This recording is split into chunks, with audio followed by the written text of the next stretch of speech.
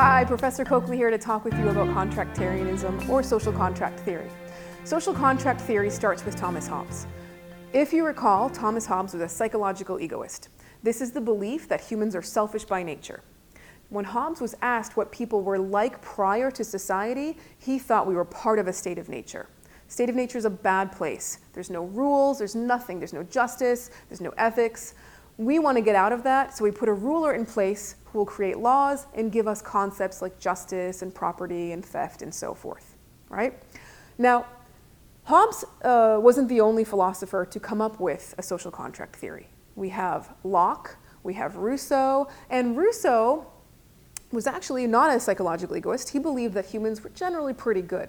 Rousseau's social contract was that we should adhere to the values that are part of the society that we belong to. Sounds good until you realize that there are some societies out there that have some questionable value systems. If there's a society that denies women rights, should we adhere to those values? So this is where we have to kind of question problems with Rousseau's theory. We can answer or solve or move forward with the philosophy of Immanuel Kant. If you recall, Kant's universality principle was that before we decide to do something, we should see if we can will everyone to do that thing. So in bringing in that principle of universality, what Kant is doing is allowing us to be disinterested, right? We're being fair, we're using a sense of duty, goodwill, intention, but we're removing our own self-interest because it's, can we will everyone to do this thing? Can it be universal? Problem with Kant's philosophy is, of course, if the psychological egoists are right, then we can't. We can't do what Kant is asking. We can't think outside of our own benefit. So we solve this, right? A history of problems being solved by other philosophers. We solve this by John Rawls, right? And that's really what I want to talk with you about today, John Rawls. Rawls is a fairly recent philosopher. He passed away in 2002. He was a Harvard professor for more than 3 decades, and in 1971 he published an influential book called A Theory of Justice, right? In that book, Rawls gives us the concept of justice as fairness. For Rawls, justice requires fairness. But stop for a second and think about what fairness actually is. Do we have the same definition of fairness? Is fairness subjective? Who decides? What counts as fair? There's a lot of problems in trying to determine fairness.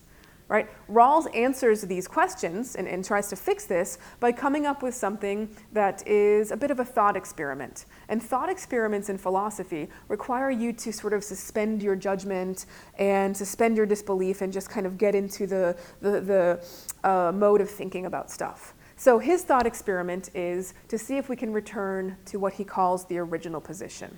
The original position is a complete fair society, right? It's sort of the basis of Rawls's social contract. This is a place where everything is totally fair. Problem, we don't live like that. There are some people with many advantages, some people with less advantages. If you know your own advantages and you're asked to go into this original position and negotiate the rules for a society that you have to be part of, would you give advantage to the things that are going to benefit you? For example, if you're really wealthy, are you going to go ahead and allow for the wealthy people in this society to lose their wealth? Hard to say that you would, right? Because we're going to kind of come from that perspective of what benefits us. So Rawls fixes this by introducing something, a concept he calls the veil of ignorance. The veil of ignorance is an idea. Think of the words veil of ignorance, right? A veil is what you would wear to hide your face. The veil of ignorance hides you from the attributes that you possess, whether you're healthy, wealthy, intelligent, connected, your gender, your race, all of these different things about yourself. So you're hidden under the veil. Now, you have to all of us, we have to renegotiate and think about the society we would actually want to be part of without knowing those attributes about ourselves. So Rawls wants us to adhere to, or he thinks we will adhere to, 3 principles. One is an equal liberties principle. Under that principle, we would keep as many of our rights and freedoms as possible. We also have the equal opportunities principle. Under that principle, everybody has a share or a stake or a potential to reach the same or higher levels of society, right? It's up to you to determine where you're going to be. Then we've got the difference principle. In the difference principle, when differences do exist, we'd have to work in such a way as to benefit the least advantaged. Now, if you think that Rawls is missing something with these principles, do the thought experiment for yourself. Imagine that you are in a situation where you have to renegotiate the rules for society, right? You go into a place to do this, you're given a card when you get there. The card has all the details, your race, your gender, your social status, your income level, your health, your connections, all of these things about yourself. You can't look at the card, right? So we all go to this place, we renegotiate the rules for society without looking at our card. What do? Do we risk giving benefit or advantage to certain groups, or do we try to follow those three principles that Rawls mentions? Now, this may seem too grand to think about on a big scale, on a worldly scale, to apply this social contract position that Rawls has. So let's look at it from a more granular perspective. To do that, we can think about Karina's dilemma in our textbook, right? Karina, as you remember, finds out that her company is dumping chemicals into the quarry in the town. She's worried that it's going to leak into the town water supply. She's got four options. She can do nothing, just keep her mouth shut, mind her business. She can quit her job.